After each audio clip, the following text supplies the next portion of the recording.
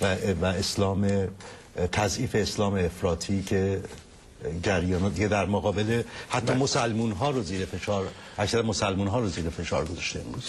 خب آقای آهی، شما در سوئد هستید و گروهی از دانشگاهیان، استادان برجسته دانشگاه‌های سوئد، چه ایرانی و چه سوئدی، بیش از و دانشجویی بیش از 130 نفر امضا کردن. در میونشون اسامی رو بنده میبینم: الیزابت برانوال که محقق معروف و ایوا مورک که باز ایشون در دانشگاه اپسالا تدریس میکنن، خانم ایوا مورک، و یان اولاف هستند که در دانشگاه پلیتکنیک استکهلم، دانشگاه تکنولوژی استکهلم تدریس میکنن.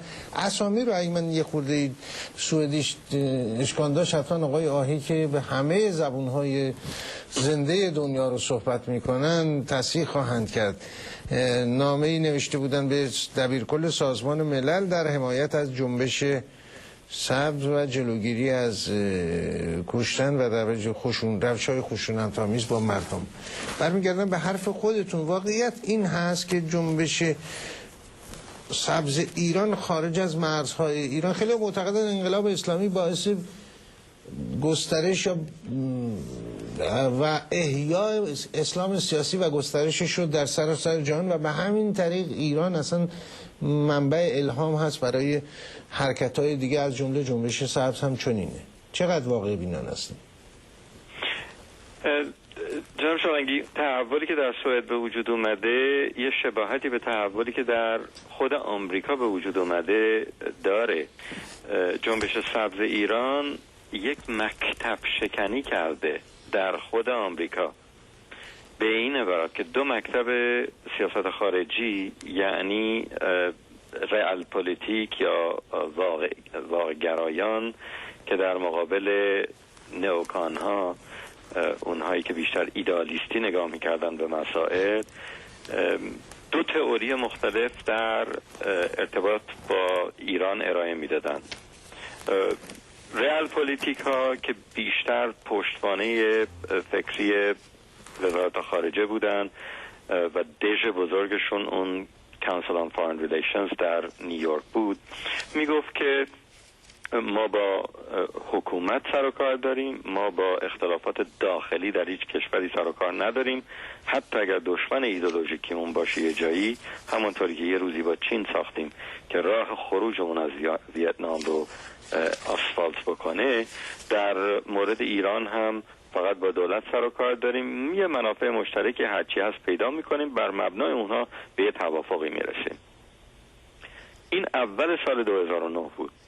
آخر سال 2009 واقعیت حضور مردم به عنوان یه فاکتور در صحنه، واقعیت اینی که اون نظامی که باش میخوان پای میز مذاکره بنشینن نمیتونه پاسخی برای کلیدی ترین مشکل بین دو کشور تولید بکنه، به جایی میرسه که رئیس Council on Foreign Relations، رئیس اون دژ، آقای ریچارد هاس، میآید و میگوید که من اشتباه کردم، برداشت جدیدی باید داشته باشیم و به جز عوض شدن رژیم در ایران راهی برای این مسئله نیست. یعنی رئال پلیتیک میاد علیه خودش، این مکتب میاد علیه خودش یه رأی رو میده. حالا برگردیم سوئد. همین دعوا توی سوئد بین آقای کارل بیلت که وزیر خارجه هست و حزب لیبرال که کمیسیونر اروپایی سوئد خانم سسیلیا مالمسترم و وزیر جدید امور اروپایی سوئد خانم بریگیتا اولسن با هم داشتن. یکی میگفت ما باید با مردم باشیم، اون یکی باید میگفت ما باید با دولت معامله بکنیم.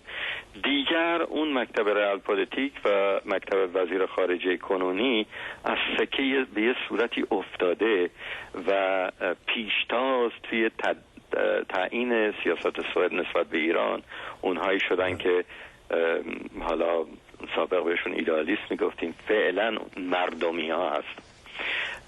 این قدرت رو جنبش سبز داشته که مکتب شکنی کرد. خب لحظات دیگه با شما خواهیم بود. آقای آهی متاسفانه ارتباطشون قطع شد در میون سخنشون.